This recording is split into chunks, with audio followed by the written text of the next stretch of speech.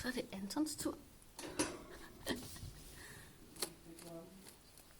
Godmorgen, Anton. Hej, skat.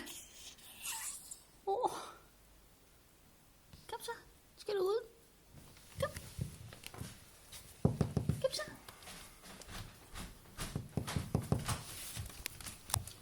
Godmorgen.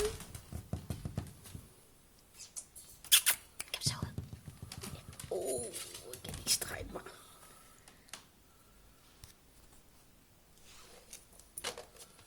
Hvad er det, jeg har her? Hov.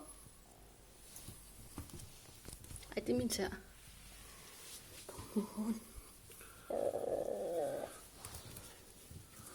Hov. Så skulle han op og kæles mig. Så skal vi lige se, om vi kan få Silas op. Silas! Silas!